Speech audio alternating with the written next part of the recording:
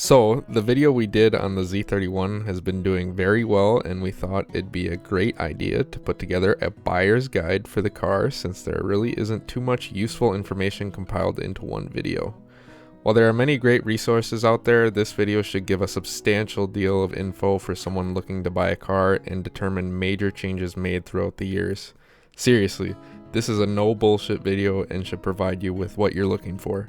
With that being said, if you like the video, give it a thumbs up, and if you aren't subscribed already, hit that bell, because we'll begin to work on guides for other chassis we're familiar with. Big disclaimer, we've attempted to fact check this information as best as we could, but there's always the possibility information may be slightly off. Feel free to comment and correct any errors, as we'd prefer the criticism to ensure that any potential buyer has the best information possible. Anyone looking to purchase a Z should do as much research as possible. Do not take this video for your sole source of information. To begin, the Z31 300ZX was released in 1984 and produced for 6 model years, concluding in 1989. A total of 270,143 Z31s were produced and can be found for relatively cheap. Lesser desirable models can dip below the $5,000 mark, while the highest tier cars still remain affordable and sit between $10,000 and $15,000. We'll see how well that ages. The Z came in 2 distinct chassis types with 2 distinct models to choose from. The first chassis type was the 2+0. The 2+0 was the more desirable of the 2 chassis types and what most people are familiar with when they think of a Z. Simply put, the 2+0 is a 2-seater with 0 back seats. The second of the 2 chassis types was the 2+2. This version offered rear seats at the cost of extending the overall length of the car by about 8 inches. 2+2s can be easily identified by a non-triangular quarter panel glass or by the presence of the rear seats. An important note for the 2+2 models about the back seats is the fact that they will not comfortably seat anyone other than children. The space for the rear seats is extremely small, and I can say this with certainty as I've attempted to sit in them. Major models / engine note. The 2 major models for the Z were the NA and Turbo versions of the cars. NA cars came with Nissan's VG30E, a single overhead cam 3-liter V6 that put out a crazy 160 advertised horsepower with a massive bump of 5 horsepower when Nissan updated the VG in 1988. The turbo models came with a VG30 ET, an advertised 200 horsepower and gargantuan 5 horsepower jump when Nissan updated the engine's turbo in May of 1987. We'll cover more on this update later. All turbo models came with turbo badging, a special rear spoiler, and electronically adjustable shocks that could be set to soft, normal, or firm. From my experience, firm is the only setting that feels good if you find a car that still has functioning shocks.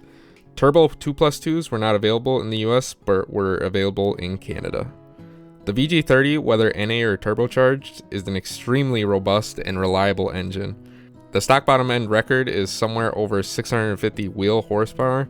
While all engines fail eventually for one reason or another, not many complain about the VG as long as proper maintenance is addressed. One of the most major maintenance items for the VG30 is its timing belt, as the VG is an interference engine. You'll definitely want to ensure that this belt was replaced, and it's best to replace it if you question it at all. Trim options. 2 major trim options were offered for the Z, with a third option offered in Canada. This third option was the SF model and sits at the bottom of the list. SFs were the base model for Canada and offered with no power options besides power steering. T-tops were optional on Z31s, with many choosing them over the rare slick top versions of the car. Moving to the US, the base trim was the GL, which offered many pleasant standard options such as cruise control, AC, tilt steering wheel, an AM/FM radio with no equalizer, power windows, and mirrors. Cloth seats and analog dashes were standard, and the GLs also had more interior color options than the highest trim, which was the GLL. The GLL offered some upgrades over the GL. Upon the Z31's launch, the GLL had standard options such as the iconic green lit Z31 digital dash, power leather seats, automatic climate control, and headlight washers. We'd like to note that this digital dash, while a crazy piece of art, can be slow to respond. Like I said in the first Z video, I rode around in a DigiDash Z before buying mine and noticed the delay.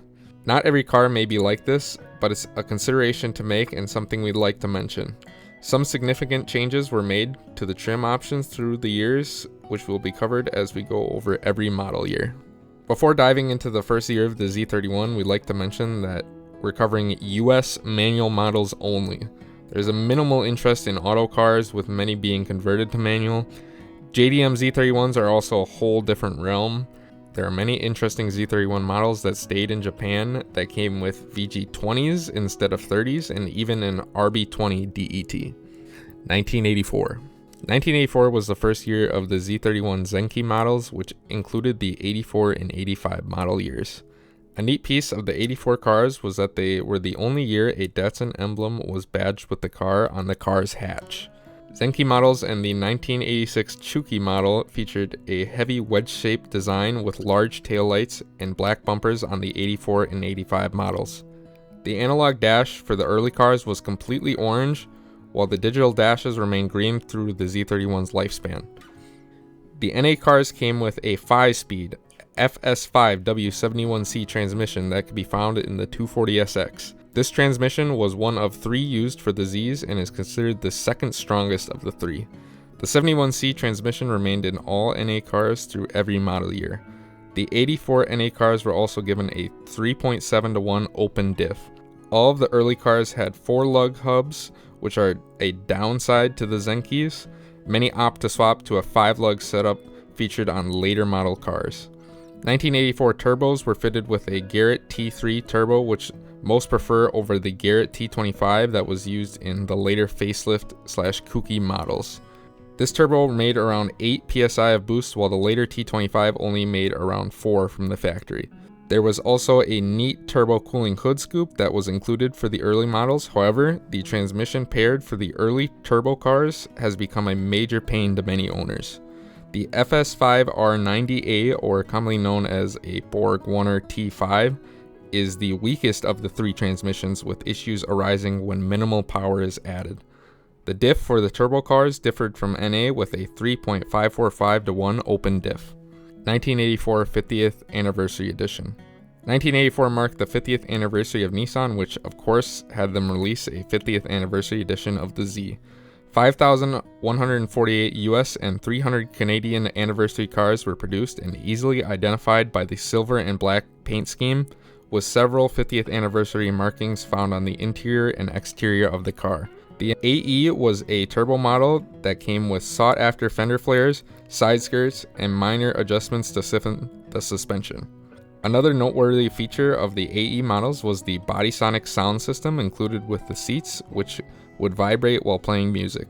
You either like it or dislike it if you're looking for a Z31, and if you are interested in an AE model, there are many more quirky features to learn about. 1985. 1985 saw a coolant line being added to the turbo for turbo cars for increased reliability and modest modifications to the interior on GLLs. Stereo and cruise control functions were added to the steering wheel. The stereos received a 9-band equalizer and leather was now optional. 1986. The 1986 model year is designated as the Chuki for its minor facelift. Deep down, the car was essentially the same as the previous model years. A third taillight/brake light became mandatory on all cars in 1986, for which Nissan chose to add the turbo spoiler regardless of model specification. Gone was the turbo hood scoop from the previous years. Many people lean towards 86s if they're after a wedge-style Z31, as it's arguably the nicest looking of the 3 years.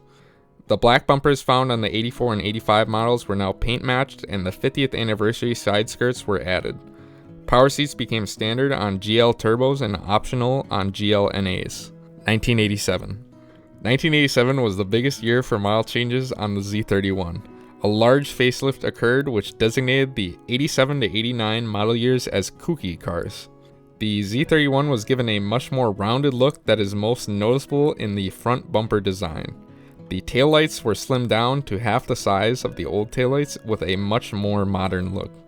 The brake light was moved from the spoiler to the top of the hatch, which allowed for the spoiler to be once again reserved for the turbo models. Some trim options were adjusted, with cruise control now being optional on GL models. The digital dash and headlight washers became optional on the GLL, and all cars received a new white-faced analog dash instead of the previous orange one. The turbo cars were given major drivetrain changes that included the switch from the FS5R90A to the FS5R30A transmission. This transmission is the best of the three and can be found in the Z32 with changes to the gearing. The 30A was capable of handling plenty of power with no issues and is desired by Zenki and Chuki turbo owners as a good swap. The differential on the turbo cars was changed to a 3.7-to-1 clutch limited slip differential in April of 1987. This would be the first time a limited slip was available on any Z31. Another change for 1987 was the introduction of the W Series VG30 that began in April of 87. This engine was an improved version of the VG with additional water galleries and modifications to the crankshaft, connecting rods, pistons, and cylinder head. While these changes all sound great, the W Series isn't a huge leap over the original VG30. We wouldn't consider it a factor if you're looking to purchase a Z, as either VG is outstanding. The W Series is just a hair different from the previous VG, like I said in the first video. 1988. 1988 only had two significant changes made to the Z. The first being that the differential gearing was changed from 3.7-to-1 to 3.9-to-1 on the NA cars. Change number 2 was the switch to the Garrett T25 mentioned previously in May of 87. Neither the T25 or the T3 are considered bad turbos, but the T3 is more desirable. A common swap for the T25 cars is a T3/T4 turbo swap in order to make more boost. 1988 Shiro Special. Besides the 1984 50th anniversary Z, there was one other special edition model that was released, which was the 1988 Shiro Special. The Shiro Special was a promotional sales attempt that was essentially a driver-focused version of the Z31 Turbo. 1,002 cars were produced, with all of them having pearl white paint with white wheels, T-tops, and a noticeably larger air dam. The cars lost the power leather seats in favor of Shiro-only Recaro cloth seats. All cars also came with a 5-speed, analog dash, and manual climate controls to maximize weight savings for a 125-pound deficit. The suspension was revised to have higher rate springs, thicker sway bars, and non-adjustable shocks despite being a turbo model. The differential was changed to a 3.7-to-1 viscous limited slip instead of the clutch LSD found in the Chuki turbo cars. The differential is the weakest component of the Shiro, as many dislike its performance compared to the clutch LSDs. Other than the differential, for the OEM Plus people out there, Shiro parts are highly desirable and come at quite a cost when available. 1989. 1989 was the last year of the Z31 with less than 5,000 units being produced. No significant changes were made coming off of the 1988 model, but it's very uncommon to see 1989 cars. The Shiro Special pearl white paint was now offered for this year. With its low production numbers, 1989 Z31s are viewed as quite collectible. Now that we've covered all of the model years, we'd like to show this chart highlighting the key changes we've covered. If you'd like, pause and analyze this chart to come to your own conclusion on what the quote-unquote best spec Z31 is. Our take. We believe that the best Z31 Turbo to buy, as long as you're buying something that hasn't been heavily modified, are the Chuki cars. Unless you're in love with the wedge shape of the first 3 model years, the Chukis come with the best transmission and a limited slip differential. Be careful and do your research, as the limited slip was introduced later into the 1987 model year. It is possible to buy a 1987 with an open diff, though it may be possible to secure an April of 87 car that has a limited slip and a T3 turbo before they made the switch to the T25 in May. Don't hold your breath waiting for one of these to come around, as it's such a slim margin if they even exist. In all honesty, we aren't quite sure because we've never seen one. I personally bought a 1988 GLL Turbo 5-speed car with the analog dash and cloth interior. I was actually a fan of the more rounded Chuki cars over the wedge Zenki and Chuki cars, and highly preferred to have the limited slip and 30A transmission. The cloth interior and analog dash were also a preference, since I liked the look of the cloth seats more and had the experience with the digital dash. Though my car has the T25 turbo, the boost can still be up for fun power in spite of the T3 being considered the more desirable turbo. The NA cars, on the other hand, are a completely open game. They're all extremely similar to each other with the 71C transmission and open diff. Some may prefer the 88 Plus cars for their differential gearing change and W Series VG, but those changes are very negligible. If you're in the market for an NA car, your choice may be determined solely by the exterior and interior looks of the car rather than drivetrain changes. Common issues.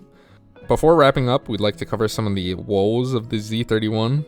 While there are plenty of various issues people encounter, we want to share some we've come across and some issues present on all cars. The first major issue with the Z is its suspension setup. For the longest time, the rear trailing arm suspension has caused many headaches for those trying to lower the car. Aggressive camber can be seen on many lowered Zs in the rear wheels with no bolt-on methods of resolving this until Apex Engineered released the rear subframe kit earlier this year. Absolutely zero adjustment could be made for the rear wheels, and owners were stuck with whatever alignment they had. The only practical solution to this issue before the Apex kit was the very popular S13 rear subframe swap. With a little bit of fabrication, the S13 subframe could be installed, which allowed for complete rear suspension adjustment. This swap is still extremely effective and affordable for those looking to upgrade. On top of this suspension issue, the Z's wheels are tucked into the car over an inch. Large spacers are a common first mod to make the car's stance look normal. In combination with spacers, the tension arm bushings are an ordinary replacement on these cars. The next major issue is the lack of intercooler kits for the Z.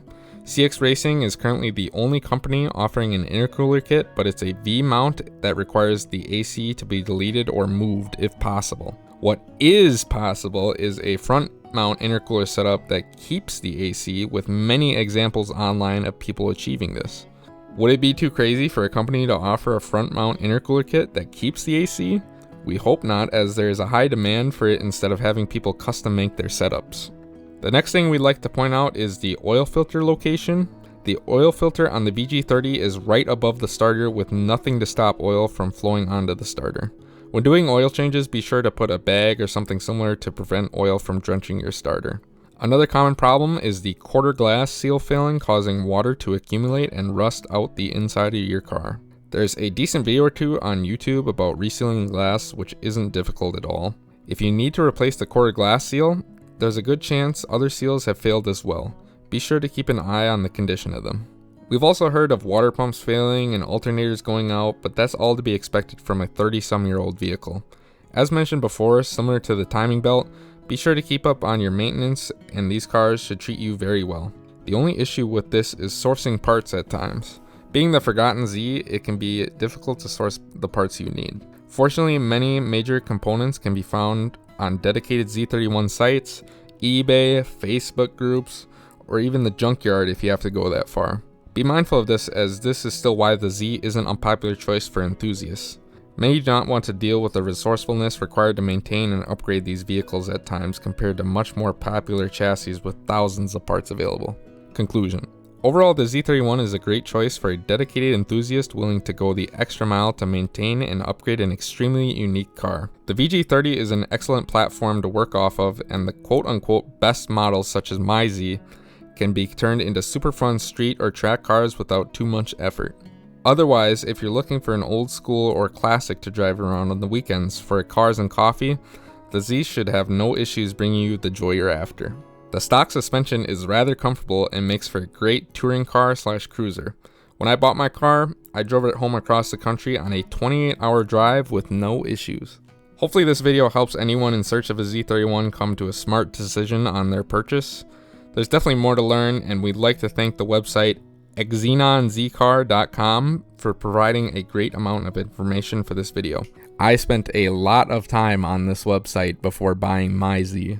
It is awesome. If you're looking for more info on the Z31, that website should have what you need. If not, comment any questions you have and we'll do our best to answer them. Thanks for making it all the way through, and have a good one.